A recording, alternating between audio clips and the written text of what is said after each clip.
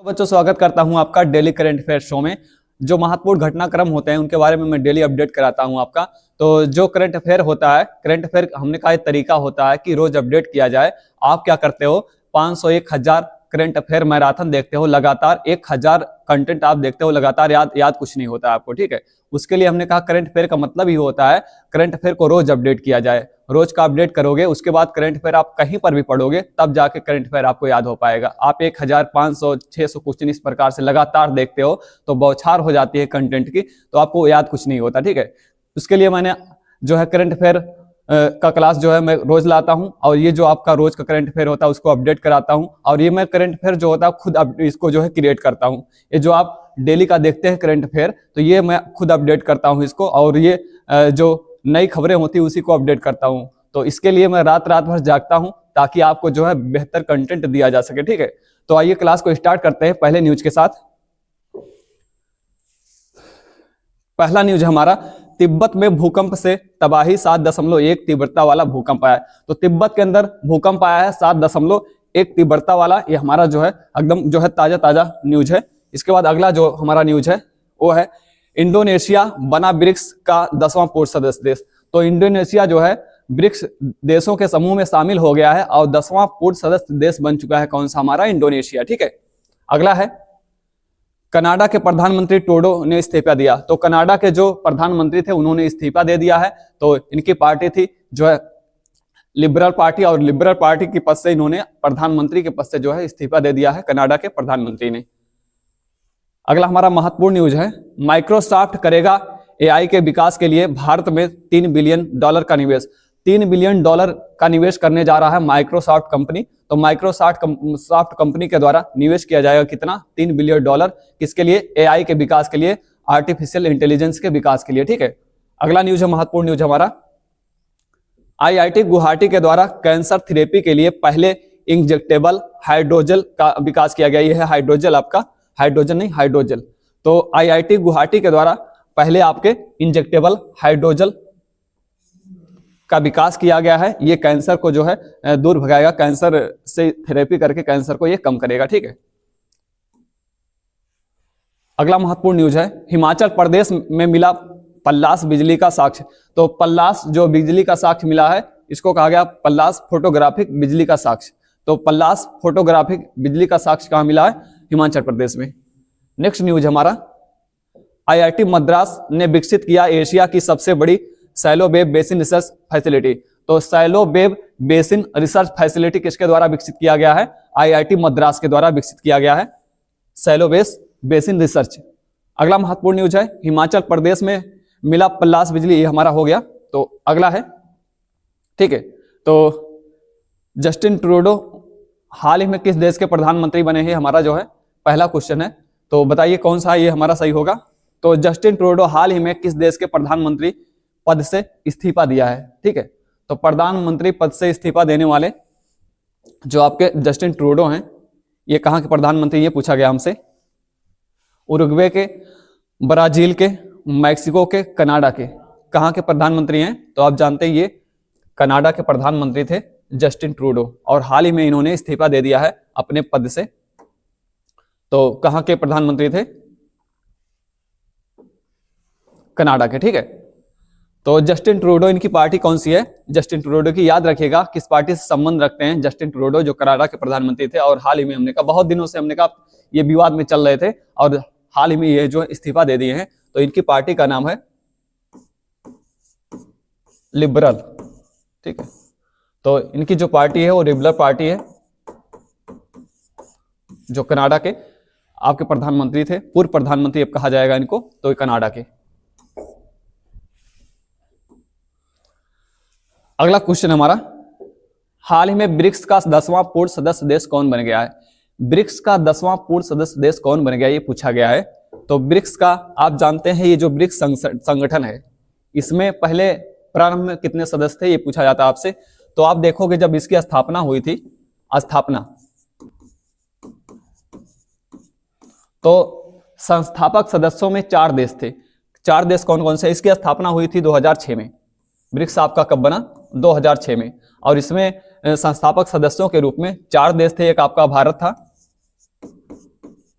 भारत था, और भारत के अलावा इसमें आपका था चीन था, चीन के अलावा रूस था, और रूस के अलावा ब्राजील था। तो संस्थापक सदस्यों में आप देखोगे ब्रिक्स के 4 देश थे, भारत, चाइना, रूस और ब्राजील। उसके बाद में और एक शामिल हो जाता है, वो आपका शामिल हो जाता है साउथ अफ्रीका, ठीक है, दक्षिण अफ्रीका, दक्षिण अफ्रीका। और दक्षिण अफ्रीका 2010 में शामिल होता है। कब होता है? 2010 में। पूछा जाता है दक्षिण अफ्रीका ब्रिक्स समूह में कब शामिल हुआ? तो 2010 में शामिल हुआ। तो ये प्रारंभ में 5 देश कह सकते हो आप, भारत, चीन, रूस, ब्राजील और दक्षिण अफ्रीका। अब जो इसमें हमने कहा 5 और देश शामिल हो गए हैं, तो 6 देशों को आमंत्रित किया गया था इसमें शामिल होने के लिए। एक आपका था जो है अर्जेंटीना था, इथोपिया था, और मिस्र था, सऊदी अरब था, संयुक्त अरब अमीरात था और ईरान था। इनको जो है आमंत्रित किया गया था इसमें शामिल होने के लिए, लेकिन हमने कहा इसमें जो है अर्जेंटीना जो है नहीं शामिल हुआ, और अभी जो है सऊदी अरब ने भी क्लियर नहीं किया इसमें शामिल होने के लिए। लेकिन उसके अलावा जो है शामिल देश हो गए हैं। कौन कौन से? तो आप देखोगे तो इसके अलावा जो शामिल हुए हैं इसमें आपका मिस्र है, इथोपिया है, और इथोपिया के अलावा आपका संयुक्त अरब अमीरात है, संयुक्त अरब अमीरात, संयुक्त अरब अमीरात, जिसको आप नॉर्मली दुबई भी कह देते हैं। तो मिस्र, इथोपिया, संयुक्त अरब अमीरात, इसके अलावा आपका जो और देश है शामिल होने वाला वो है ईरान। कौन सा? ईरान। ये 4 नए देश शामिल हुए हैं ब्रिक्स के अंदर। तो टोटल कितने हो गए? 5 ऊपर नीचे 4, 9 हो गए। और ये आपका शामिल हुआ है अंतिम देश इसमें इंडोनेशिया, ठीक है। तो हाल ही में इंडोनेशिया इसमें शामिल हो गया है। तो कुल सदस्यों की संख्या, कुल सदस्य कितने हो चुके हैं इसमें? कुल सदस्य 10। तो ब्रिक्स में कुल 10 सदस्य देश हो चुके हैं, और अंतिम में शामिल होने वाला जो आपका देश है वो कौन सा है? इंडोनेशिया है। तो संस्थापक सदस्यों में इसकी स्थापना हुई 2006 में, और इसका जो मुख्यालय बनाया गया हो शंघाई चीन में है। कहां पे? शंघाई चीन, शंघाई चीन के अंदर, ठीक है। स्थापना 2006 में हुई। 2010 में इसमें आपका साउथ अफ्रीका या दक्षिण अफ्रीका शामिल होता है। उसके बाद 6 देशों को और आमंत्रित किया गया इस ब्रिक्स समूह में, लेकिन हमने कहा केवल 4 देश शामिल हुए, मिस्र, इथोपिया, संयुक्त अरब अमीरात और ईरान शामिल हुआ। और अभी हमने कहा जो है हाल ही में आपका इसमें कौन शामिल हुआ है? तो आपका इंडोनेशिया शामिल हुआ है, ठीक है। और इसका मुख्यालय है शंघाई चीन में। अगला प्रश्न है, असामयिक वर्षा को किस राज्य ने प्राकृतिक आपदा घोषित किया है? असामयिक जब वर्षा होती है, हमने कहा बिना मौसम के बरसात हो जाना, जो जिससे फसलें नष्ट हो जाती हैं, बहुत सारा नुकसान हो जाता है, उसको प्राकृतिक आपदा घोषित किया गया है किस राज्य सरकार के द्वारा? तो जो प्राकृतिक आपदा असामयिक वर्षा को, मतलब बिना मौसम के बरसात हो जाना और हमने कहा बहुत सारा नुकसान हो जाना उसके द्वारा, इसको जो है प्राकृतिक आपदा घोषित कर दिया गया है। किस राज्य के द्वारा प्राकृतिक आपदा इसको घोषित किया गया है? बिहार, राजस्थान, उड़ीसा, कर्नाटक। तो किस राज्य के द्वारा इसको घोषित किया गया है? तो प्राकृतिक आपदा घोषित कर दिया गया है उड़ीसा के द्वारा। और एक अगर प्रश्न इस प्रकार का पूछा जाए आपसे कि भारत में सर्वाधिक प्राकृतिक आपदाएं किस राज्य में आती हैं, तो आपका वो कौन सा होगा? वो भी आपका उड़ीसा होगा, ठीक है। उड़ीसा सर्वाधिक जो प्राकृतिक आपदाएं आती हैं आपके उड़ीसा, बिहार, आंध्र प्रदेश, इन्हीं राज्यों में आती है ना। पश्चिम बंगाल राज्य है, उड़ीसा है और आंध्र प्रदेश, तटीय इलाके जो हैं, इन्हीं राज्यों में सर्वाधिक प्राकृतिक आपदाएं आती हैं। तो सर्वाधिक प्राकृतिक आपदाएं जब भी पूछा जाए किस राज्य में आती हैं, तो सर्वाधिक प्राकृतिक आपदाएं उड़ीसा राज्य में ही आती है। सर्वाधिक प्राकृतिक आपदा यहीं पर आता है, इसीलिए हमने कहा यहाँ के मुख्यमंत्री के द्वारा, ठीक है। तो यहाँ के मोहन चरण मांझी के द्वारा इसको क्या घोषित कर दिया गया है? प्राकृतिक आपदा घोषित कर दिया गया है असामयिक वर्षा को। अगला प्रश्न है, किस केंद्रीय मंत्री के द्वारा भारत पोर्टल को लॉन्च किया गया है? भारत पोल पोर्टल को लॉन्च किया गया है। ये जो आपका भारत पोल पोर्टल है, ये आपके किसके तर्ज पर इसको शुरू किया गया है? तो ये आपका भारत पोल पोर्टल, भारत पोल पोर्टल, इसको लॉन्च किया गया है। जो आपका इंटरपोल है,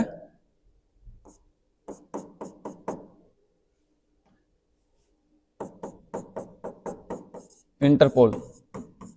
इसी की तर्ज पर आपका शुरू किया गया है, इसी के तर्ज पर शुरू किया गया है भारत पोल पोर्टल। तो जो अंतरराष्ट्रीय आपराधिक पुलिस संगठन है, इंटरपोल को क्या कहते हैं, अंतरराष्ट्रीय पुलिस आपराधिक संगठन। तो इंटरपोल की स्थापना जो हुई है 1923 में। इंटरपोल कब बना, मैंने कहा 1923 में इंटरपोल बना। और इसका जो मुख्यालय है ये कहां पर है, तो इसका मुख्यालय आपके फ्रांस के लियोन शहर में, फ्रांस के लियोन में। बहुत पूछा जाता है इंटरपोल का मुख्यालय कहां पर है, अंतरराष्ट्रीय आपराधिक पुलिस संगठन का मुख्यालय कहां पर है, तो ये मुख्यालय कहां पर है, तो फ्रांस के लियोन शहर में है। और इसकी स्थापना 1923 में की गई थी। तो उसी के तर्ज पर हमारा भारत पोल शुरू किया गया है, भारत अंतरराष्ट्रीय आपराधिक पुलिस संगठन शुरू किया गया है। और इसको, इस पोर्टल को शुरू करने वाले कौन है, ये हमसे पूछा गया है।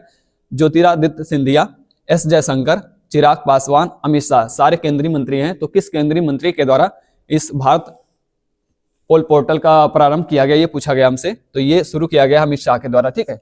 इसका शुभारंभ किसके द्वारा किया गया, भारत पोल पोर्टल का, तो अमित शाह के द्वारा, ठीक है। इतनी बातें याद रखिएगा। इसका मुख्यालय है, इंटरपोल का मुख्यालय है लियोन शहर में, फ्रांस के, और इसकी स्थापना 1923 में की गई थी। भारत भी इसका सदस्य देश है। अगला प्रश्न है, हाल ही में किस कंपनी के द्वारा भारत में एआई क्षेत्र में कार्य करने के लिए $3 मिलियन का निवेश किया गया है। किस कंपनी के द्वारा जो एआई है, जो आर्टिफिशियल इंटेलिजेंस है, इसके लिए कार्य करने के लिए उसमें हमने कहा निवेश किया गया है। किस कंपनी के द्वारा निवेश किया गया है, गूगल के द्वारा, माइक्रोसॉफ्ट के द्वारा, इनवीडिया के द्वारा या एप्पल कंपनी के द्वारा। तो किस कंपनी के द्वारा ये निवेश किया गया है, $3 मिलियन का निवेश किया जा रहा है भारत के अंदर। तो ये निवेश जो किया जा रहा है ये माइक्रोसॉफ्ट कंपनी के द्वारा किया जा रहा है। सत्य नडेला ने जो इसकी घोषणा की है कि भारत के अंदर $3 मिलियन के निवेश एक कंपनी करेगी, माइक्रोसॉफ्ट कंपनी करेगी, ठीक है। $3 मिलियन किसके किस क्षेत्र में कार्य करने के लिए, तो एआई के क्षेत्र में कार्य करने के लिए, ठीक। अगला प्रश्न है, हाल ही में किस आईआईटी के द्वारा एशिया की सबसे बड़ी सैलो वेब बेसिन रिसर्च की स्थापना की गई है। किस आईआईटी के द्वारा एशिया की सबसे बड़ी सैलो वेब रिसर्च संस्था की स्थापना की गई है, कौन सा आईआईटी है ये, किस आईआईटी के द्वारा एशिया की सबसे बड़ी सैलो वेब बेसिन रिसर्च की स्थापना की गई है, तो IIT Mumbai, IIT Guwahati, IIT Madras, IIT Bengaluru. तो ये जो स्थापना की गई है एशिया के सबसे बड़े सैलो वेब बेसिन की, ये की गई है आईआईटी मद्रास के द्वारा, इसकी स्थापना। ये जो आपका सैलो वेब बेसिन है, ये हमने कहा एक प्रकार का बेसिन है, ये समुद्र के किनारे बेसिन बनाया गया है। बेसिन आप जानते हैं, जो जहां पर हमने कहा पानी को जो है पानी की निकासी के लिए एक व्यवस्था बनाई जाती है, उसको क्या कहते हैं, बेसिन कहते हैं ना। जैसे हमारे घरों में भी होता है, जो पानी को इकट्ठा करने के लिए या उसको सुचारू रूप से संचालित करने के लिए एक छोटा सा बेसिन बनाया जाता है, जो कार्य करते हैं वहां पर हमने कहा निकासी, जल की निकासी के लिए उसको उपयोग किया जाता है। तो उसी तरह से हमने कहा एक बहुत बड़ा जो है समुद्र के किनारे बेसिन का निर्माण किया गया है और आईआईटी मद्रास ने इसका निर्माण किया। मतलब जब भी आवश्यकता होगी उस जल का उपयोग हम जो है ऊर्जा के रूप में या किसी अन्य उपयोग में कर लेंगे, और हमने कहा उसके बाद उसको जो है वहीं पर निस्तारित कर देंगे। तो ये जो बनाया गया है आईआईटी मद्रास के द्वारा एशिया की सबसे बड़ी सैलो वेब बेसिन रिसर्च, ठीक है। अगला हमारा है, भारत के किस पड़ोसी क्षेत्र में 7.1 तीव्रता वाला भूकंप आया है। किस पड़ोसी क्षेत्र में 7.1 तीव्रता वाला भूकंप, और हमने कहा ये काफी तबाही मचाया, लगभग हमने कहा यहाँ पर सैकड़ों लोग मारे गए और हमने कहा हजारों जो है घर बर्बाद हो चुके हैं, ठीक है। यहाँ पर तो हजारों घर बर्बाद हो चुके हैं और हमने कहा सैकड़ों लोग मारे गए हैं इस भूकंप के द्वारा। तो 7.1 तीव्रता वाला भूकंप कहाँ पे आया है, म्यांमार के अंदर, तिब्बत क्षेत्र के अंदर, भूटान के अंदर या नेपाल के अंदर। तो ये जो भूकंप आया है आपका कहाँ पे आया है, तिब्बत क्षेत्र के अंदर, ठीक है। चाइना के अंदर पड़ता है आपका तिब्बत क्षेत्र। पहले खुद एक हमने कहा स्वयं जो है सॉवरेन कंट्री था और हमने कहा ये संप्रभु था पहले, लेकिन अब संप्रभु नहीं है ये, तो ये खुद का राष्ट्र नहीं रहा अब, तो ये चाइना के अंतर्गत है। तो तिब्बत क्षेत्र में हमने कहा ये 7.1 तीव्रता वाला जो है अभी हाल ही में भूकंप आया है और हमने कहा काफी यहाँ तबाही हुई इसके द्वारा। अगला हमारा, हाल ही में देश के पहले जैविक मत्स्य क्लस्टर की शुरुआत किस राज्य में किया गया। पहले जैविक मत्स्य क्लस्टर, तो ये जैविक किस्म का आप जानते हैं। अगर आपसे ऐसा पूछा जाए पूर्ण रूप से जैविक कृषि वाला राज्य कौन सा है? पूर्ण रूप से जैविक कृषि वाला राज्य, जैविक कृषि वाला राज्य तो कौन सा है? तो आप जानते हैं पूर्ण रूप से जैविक कृषि कहां पर होती है, किस राज्य में होती है? तो आपका कौन सा राज्य है? वो है आपका सिक्किम राज्य। ठीक है, कौन सा राज्य है? सिक्किम। तो सिक्किम राज्य के अंदर हमने कहा पूर्ण रूप से जैविक कृषि की जाती है और यहीं पर जो है आपकी शुरुआत की गई है जैविक मत्स्य क्लस्टर की। तो जैविक मत्स्य क्लस्टर की शुरुआत कहां पर हुई है? सिक्किम राज्य में। ठीक है, जैविक मत्स्य क्लस्टर का मतलब हमने कहा पूरी तरह से यहाँ पर मछली का जो उत्पादन किया जाएगा, मछली का जो पालन किया जाएगा, उसमें हमने कहा किसी प्रकार का जो कीटनाशक वगैरह होता है या हमने कहा जो हाइब्रिड उर्वरक होते हैं उनका प्रयोग यहाँ नहीं किया जाएगा। हमने कहा पूरी तरह से जैसे मछली नेचुरली पाला जाता है उस प्रकार से मछली का उत्पादन यहाँ किया जाएगा। कुछ भी हमने कहा किसी भी केमिकल या किसी भी हमने कहा हाइब्रिड उर्वरक का प्रयोग इसके अंतर्गत नहीं किया जाएगा।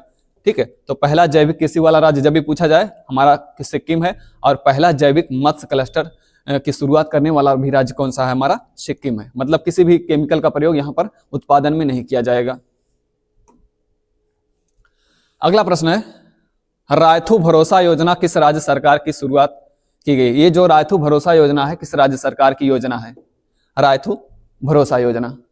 तो कुछ योजनाओं के बारे में आप याद रखिएगा, आपसे बहुत पूछा जाता है योजनाओं के बारे में। राज्यों की जो योजनाएं होती है, राज्य जो अपनी योजनाएं प्रारंभ करती हैं उसके बारे में बहुत सारे प्रश्न पूछे जाते हैं। तो कुछ योजनाओं के बारे में आपको पता होना चाहिए। जैसे अगर आपसे पूछा जाए तो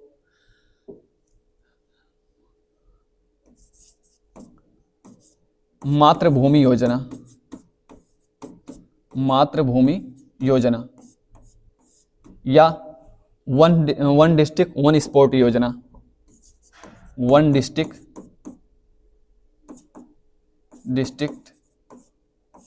वन स्पोर्ट योजना, वन डिस्ट्रिक्ट वन स्पोर्ट योजना, प्लास्टिक दो सोना लो, प्लास्टिक दो सोना लो योजना, ये भी योजना का नाम है। इसके अलावा आपसे पूछा जाए तो एक पंचायत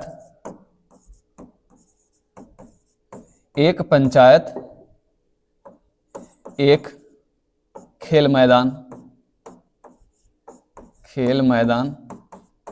योजना। ठीक है, इसके अलावा आपसे अगर पूछा जाए तो मातृभूमि योजना, वन डिस्ट्रिक्ट वन स्पोर्ट योजना, प्लास्टिक दो सोना लो योजना, एक पंचायत एक खेल मैदान योजना, हर घर जल योजना, बालिका सुरक्षा योजना, बालिका सुरक्षा योजना। ठीक है, इसके अलावा स्वनिधि युवा योजना, स्वनिधि युवा योजना, इंदिरम्मा योजना, इंदिरा अम्मा योजना।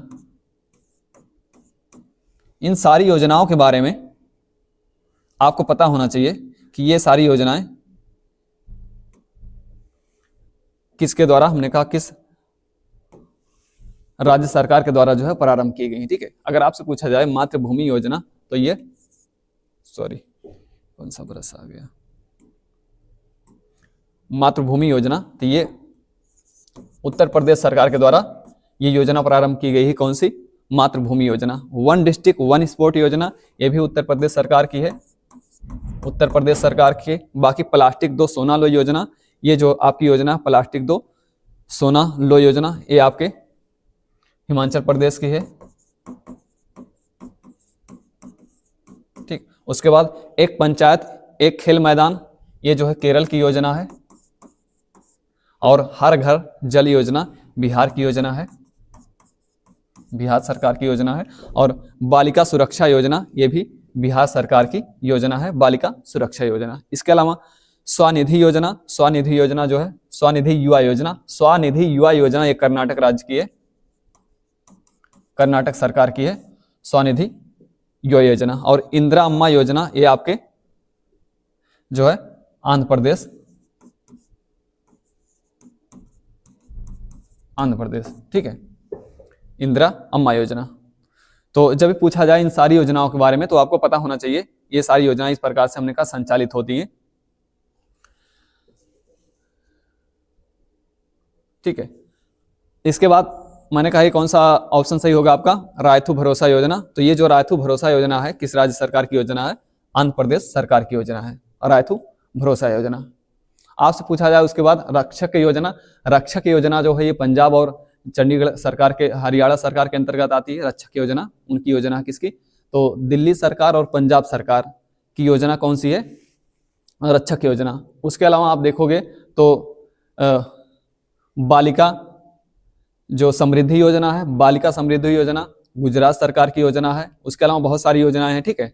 तो जब भी पूछा जाए ये सारी योजनाओं को आप याद रखना पड़ता है, सारी योजना याद रखिए। उसके बाद मैं रिपीट कराता रहूंगा इसी योजनाओं को बार बार, तो आपको याद हो जाएगा, ठीक है। अगला देखिए, अगला क्वेश्चन क्या हमारा, हाल ही में भारतीय क्रिकेट कंट्रोल बोर्ड के अंतरिम सचिव कौन बन गए हैं, भारतीय क्रिकेट कंट्रोल बोर्ड के अंतरिम सचिव कौन बन गए, ये पूछा गया है। अंतरिम सचिव के बारे में पूछा गया है, ब्रजेश पाठक, देवजीत सैकिया, जय शाह, तपन सैकिया। तो कौन बन गए हैं अंतरिम सचिव। तो आप जब भी पूछा जाए आईसीसी के जो वर्तमान अध्यक्ष कौन है, वर्तमान अध्यक्ष कौन है, तो जय शाह, जय शाह ये जो है वर्तमान अध्यक्ष हैं आईसीसी के, जो इंटरनेशनल क्रिकेट काउंसिल है। तो इंटरनेशनल क्रिकेट काउंसिल इसके जो वर्तमान अध्यक्ष हैं जय शाह हैं। और अगर पूछा जाए बीसीसीआई जो भारतीय क्रिकेट कंट्रोल बोर्ड है, इसके वर्तमान अध्यक्ष कौन है, जो रोजर बिन्नी, तो रोजर बिन्नी। तो बीसीसीआई के वर्तमान अध्यक्ष रोजर बिन्नी है, मतलब भारतीय क्रिकेट कंट्रोल बोर्ड के अध्यक्ष रोजर बिन्नी है। और आईसीसी इंटरराष्ट्रीय क्रिकेट काउंसिल के जो अध्यक्ष हैं वो कौन है, वो जय शाह है। और सबसे युवा अध्यक्ष कौन बने हैं आईसीसी के, वो जय शाह बने हैं, ठीक है, सबसे युवा अध्यक्ष बने हैं जय शाह। इसके अलावा आप देखोगे तो ये जो आईसीसी है इसकी स्थापना कब की गई थी, तो आईसीसी आपका बना, ये आईसीसी 1909 में, आईसीसी की स्थापना 1909 में की गई थी। और आईसीसी का जो मुख्यालय है, इसका मुख्यालय कहाँ पे है, तो मुख्यालय है इसका दुबई के अंदर, ठीक है। इंटरनेशनल क्रिकेट काउंसिल का जो मुख्यालय है कहाँ पर, दुबई के अंदर, संयुक्त अरब अमीरात के अंदर जो हमने कहा दुबई शहर है वहां पे है। तो इतनी बातें याद रखिएगा। वर्तमान अध्यक्ष जो है जय शाह सबसे युवा अध्यक्ष बन गए हैं। और बीसीसीआई के जो हमने कहा अध्यक्ष वो कौन है, वो आपके रोजर बिन्नी है, ठीक है। तो हाल ही में भारतीय क्रिकेट कंट्रोल बोर्ड के अंतरिम सचिव कौन बने हैं, अंतिम सचिव पूछा गया है, ये पूछा गया है, तो कौन से बने हैं, तो आपके बने हैं देवजीत सैकिया, ये अंतरिम सचिव बन गए हैं। और एक बात और याद रखिएगा, आईसीसी में वर्तमान सदस्यों की संख्या 125 है, 125 सदस्य देश हैं जो क्रिकेट खेलते हैं या क्रिकेट से संबंधित हैं। इसके आईसीसी के कितने सदस्य हैं, 125 सदस्य देश हैं।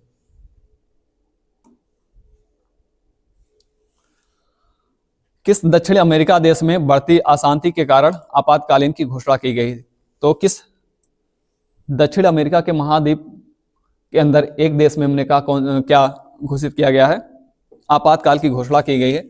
तो आपातकाल की घोषणा किस देश में किया गया है, इक्वाडोर के अंदर, वेनेजुएला के अंदर, पेरू के अंदर या ब्राजील के अंदर। तो ये जो आपातकाल की घोषणा की गई है, अशांति के कारण यहाँ पर आपातकाल की घोषणा, हमने कहा पिछले कई दिनों में कई बार आपातकाल की घोषणा हो चुकी है इस देश में। तो ये कौन सा देश है आपका, इक्वाडोर।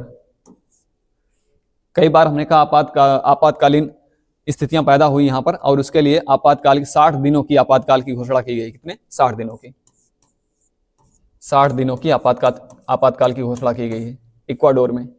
इक्वाडोर की राजधानी क्या है, कभी कभी आपसे पूछा जाता है इक्वाडोर की राजधानी क्या है, तो इसकी राजधानी है क्योटो। कौन सी राजधानी है इक्वाडोर की, क्योटो, क्योटो इसकी राजधानी है इक्वाडोर की, और वेनेजुएला की जो राजधानी है वो कराकस है, कराकस। और आपके पेरू की राजधानी है लीमा, पेरू की क्या राजधानी है? लीमा है। और ब्राजील की राजधानी ब्राजीलिया, ब्राजीलिया। दक्षिण अमेरिका महाद्वीप में जो देश हैं उनकी राजधानियां बहुत पूछी जाती हैं, तो याद रखिएगा इक्वाडोर की राजधानी क्योटो है, और वेनेजुएला की राजधानी जो है कराकस है, और पेरू की राजधानी आपकी कौन सी है? लीमा है, और ब्राजील की राजधानी ब्राजीलिया है। ठीक है, तो यहां पर आपातकाल की घोषणा की गई है इक्वाडोर के अंदर। अगला महत्वपूर्ण क्वेश्चन हमारा, हाल ही में कहां पल्लास बिजली का पहला फोटोग्राफिक साक्ष्य मिला है? पहला फोटोग्राफिक जो साक्ष्य मिला है पल्लास बिजली का, ये पूछा गया किस राज्य में मिला है? तो ये जो है साक्ष्य नहीं, साक्ष्य इसको कहते हैं, साक्ष्य, फोटोग्राफिक साक्ष्य। तो फोटोग्राफिक साक्ष्य का मतलब होता है जो बिजली चमकती है आसमान में, उसका हमने कहा कैमरे से जो है फोटो लिया जाता है, तो जो उसका प्रकाशिक प्रभाव होता है उसके अध्ययन के लिए ये किया जाता है। तो जो प्रकाशिक बिजली चमकती है उसका हमने कहा फोटोग्राफिक किया जाता है। वो किस लिए किया जाता है? तो इसलिए किया जाता है ताकि उसका हमने कहा जो प्रकाशिक प्रभाव हो उसका अध्ययन किया जा सके। इसके लिए जो है इसका साक्ष्य मिला है। पल्लास बिजली का पहला फोटोग्राफिक साक्ष्य कहाँ मिला है? सिक्किम के अंदर, हिमाचल के अंदर, उत्तराखंड के अंदर या लद्दाख के अंदर। तो इसका जो साक्ष्य मिला है ये हिमाचल प्रदेश के अंदर फोटोग्राफिक साक्ष्य बिजली के पल्लास बिजली, उसको पल्लास बिजली कहा गया है, जो हमने कहा बिजली चमकती है आपकी। इसके अलावा अगला प्रश्न हमारा, हाल ही में किस आईआईटी के द्वारा कैंसर थेरेपी के लिए इंजेक्टेबल हाइड्रोजेल का विकास किया गया है? इंजेक्टेबल हाइड्रोजेल का विकास किया गया है किस संस्थान के द्वारा, किस आईआईटी संस्थान के द्वारा कैंसर थेरेपी के लिए? तो हमने कहा महिलाओं में जो ब्रेस्ट कैंसर होता है, जो ट्यूमर होता है, तो उस ट्यूमर की समाप्ति करेगा ये हाइड्रोजेल। तो हाइड्रोजेल, इंजेक्ट हाइड्रोजेल मतलब इंजेक्शन के द्वारा इस हाइड्रोजेल को जो है इंजेक्ट किया जाएगा वहां पर, और हमने कहा इससे जो है जो ट्यूमर थेरेपी होता है उसकी जो अनियमित कोशिकाएं होती हैं उसको खत्म किया जाएगा। कैंसर में क्या होता है, जो अनियंत्रित श्रृंखला होती है कोशिकाओं की वो बढ़ने लगती तेजी से, उसमें जो है वृद्धि होने लगती है, तो उसको रोकने के लिए ये आपका बनाया गया है इंजेक्टेबल हाइड्रोजेल। ठीक है, और इसका जो है विकास किस के द्वारा किया गया है? आईआईटी बेंगलुरु के द्वारा, आईआईटी मद्रास के द्वारा, आईआईटी गुवाहाटी के द्वारा या आईआईटी कानपुर के द्वारा। तो इसका जो विकास किया गया है किसके द्वारा किया गया है? आईआईटी गुवाहाटी के द्वारा। ठीक है, तो कैंसर थेरेपी के लिए जो आपका इंजेक्टेबल हाइड्रोजेल का विकास किया गया है आईआईटी गुवाहाटी के द्वारा, जो ब्रेस्ट कैंसर को जो है दूर करेगा, उसकी थेरेपी के लिए ये इस्तेमाल किया जाएगा। अगला है, साइबर हमले के लिए विश्व का दूसरा सबसे बड़ा लक्षित देश कौन बन गया है? साइबर हमला सबसे ज्यादा किस देश में होता है? अगर ऐसा आपसे पूछा जाए तो सबसे ज्यादा जो साइबर अटैक होता है, साइबर हमला होता है, वो आपका कहां पे होता है, ये पूछा गया है। तो साइबर का सबसे बड़ा जो लक्षित देश है वो आपका रूस है। सबसे बड़ा लक्षित देश कौन सा है? रूस है। लेकिन इसमें पूछा गया है विश्व का दूसरा सबसे बड़ा लक्षित देश कौन बन गया है? तो ये भारत बन गया है। ठीक है, तो साइबर अटैक के मामले में लक्षित देश कौन बन गया है? दूसरे नंबर का भारत बन गया है। पहले नंबर का कौन सा है? रूस है। तो अगर आपसे जब भी पूछा जाए साइबर अपराध सूचकांक में भारत की रैंक क्या है? साइबर अपराध सूचकांक में भारत की रैंक क्या है? तो 10वीं रैंक है। कौन सी रैंक है? 10वीं। साइबर अपराध सूचकांक में अगर देखें तो भारत की कौन सी रैंक है? 10वीं रैंक। बहुत बार पूछा आता है इंडेक्स की साइबर अपराध रैंकिंग में भारत की कौन सी रैंक है? तो 10वीं रैंक है। और सबसे टॉप पर जो है आपका रसिया है। साइबर अपराध सूचकांक में शीर्ष पर कौन सा देश है? तो शीर्ष पर आपका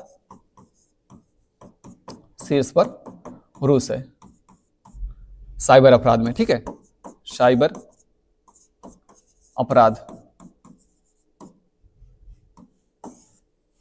ठीक है, तो दो बातें याद रखिएगा, सबसे बड़ा लक्षित देश रूस है और दूसरे नंबर का सबसे बड़ा लक्षित देश कौन सा है? भारत बन गया है। और अपराध सूचकांक में भारत की रैंक 10 है और अपराध सूचकांक में शीर्ष पर कौन है? रूस है।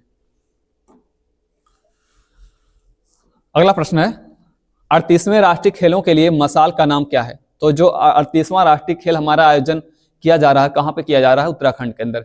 तो उत्तराखंड के अंदर जो हमारा 38वां राष्ट्रीय खेल हो रहा है, यहाँ पे जो मसाल है वो उसका क्या नाम है? सूर्यवीर, तेजस, लक्ष्य, तेजस्विनी। तो आप जानते हैं प्रत्येक खेल होता है उसके लिए एक मसाल जलाई जाती है और उस मसाल का नाम रखा जाता है कि कौन सी मसाल है, तो ये सूर्यवीर, तेजस, लक्ष्य, तेजस्विनी। तो उस मसाल का क्या नाम है? तेजस्विनी मसाल, जो इस बार राष्ट्रीय खेल हमारा उत्तराखंड के अंदर आयोजित हो रहा है। तो आगामी कुछ खेल आयोजनों का नाम आपको याद रखना पड़ता है। जैसे अगर आपसे पूछा जाए फीफा विश्व कप 2026, ये कहाँ होगा? फीफा विश्व कप, फीफा महिला विश्व कप, फीफा महिला विश्व कप 2026 ये कहाँ होगा? और आपसे पूछा जाए कि अंतर्राष्ट्रीय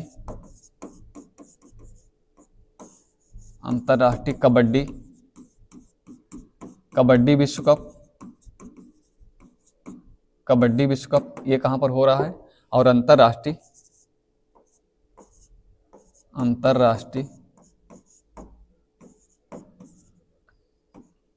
महिला कबड्डी विश्व कप,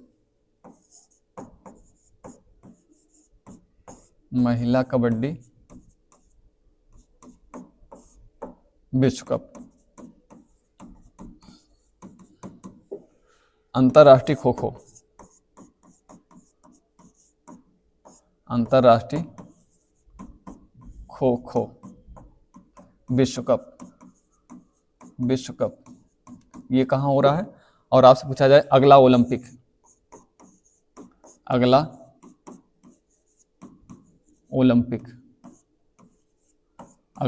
2026-2028 में कहाँ होगा? अगला पूछा जाए हॉकी विश्व कप, हॉकी विश्व कप और हॉकी महिला विश्व कप, ठीक है। तो इतनी चीजें याद रखिएगा।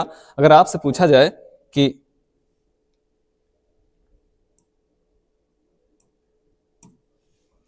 फीफा विश्व कप 2026 इसका आयोजन कहाँ किया जाएगा? तो ये होगा आपका अगला, दूसरा कलर लेते हैं, ये होगा अमेरिका और मैक्सिको और कनाडा, ठीक है।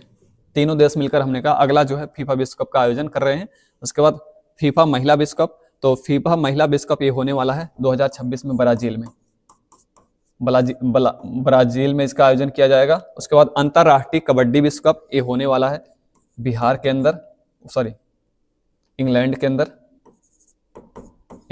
अंदर अंतर्राष्ट्रीय कबड्डी विश्व कप, और अंतर्राष्ट्रीय महिला कबड्डी विश्व कप ये होने वाला है बिहार में। और उसके बाद अंतर्राष्ट्रीय खो खो विश्व कप, हमारे भारत में दिल्ली में इसका आयोजन हो रहा है, दिल्ली के अंदर, ठीक है, भारत। उसके बाद अगला ओलंपिक 2028 में कहाँ होने वाला है? तो अगला ओलंपिक जो होने वाला है ये अमेरिका के अंदर होने वाला है। कहाँ पे? अमेरिका के अंदर 2028 में ओलंपिक।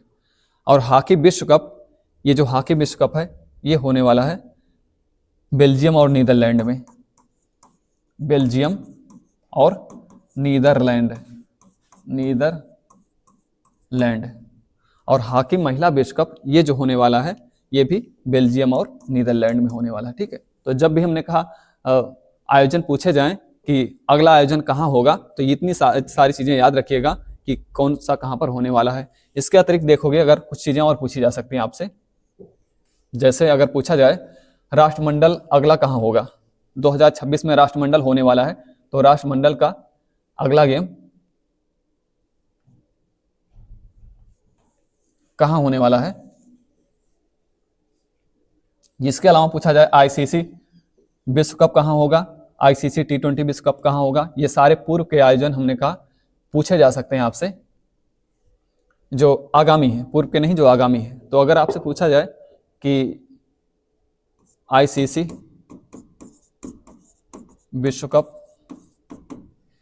कहाँ होने वाला है, उसके बाद आईसीसी T20 विश्व कप कहाँ होने वाला है। ठीक है, इसके अलावा राष्ट्रमंडल खेल ये कहाँ आयोजित होगा, तो आईसीसी विश्व कप जो होने वाला है ये अफ्रीका जिम्बाब्वे में, अफ्रीका और जिम्बाब्वे में, अफ्रीका और जिम्बाब्वे। और आईसीसी T20 विश्व कप ये होने वाला है श्रीलंका और भारत के अंदर, भारत और श्रीलंका के अंदर। ठीक, और राष्ट्रमंडल खेल इसका अगला आयोजन हो रहा है ऑस्ट्रेलिया में,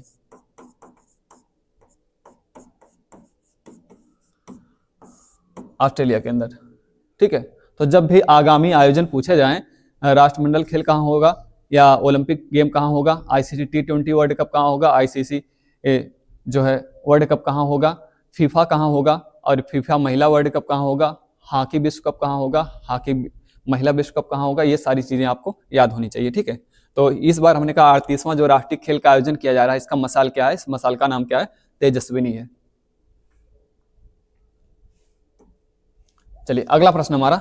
ठीक है, तो इतने प्रश्न थे हमारे आज के करंट अफेयर में। तो टॉप 10 जो हमने कहा रोज का करंट अफेयर होता है उसको अपडेट कराता हूं और पर डे अपडेट कराता हूं। तो इस तरह के कंटेंट पाने के लिए तो हमारा टेलीग्राम जो चैनल है उसको जो आप ज्वाइन कर लीजिए, क्योंकि वहां पर पीडीएफ भी मिलेगा आपको करंट अफेयर का। रोज का जो करंट अफेयर होता है, रोजाना का जो अपडेट होता है, वो सारा करंट अफेयर आपका वहां अपडेट होता रहेगा अगर आप जो है टेलीग्राम चैनल को ज्वाइन कर लेते हो। ठीक है, तो हमने कहा इसी तरह का कंटेंट पाने के लिए चैनल को सब्सक्राइब कर लो, बाकी लाइक और शेयर भी करते रहो।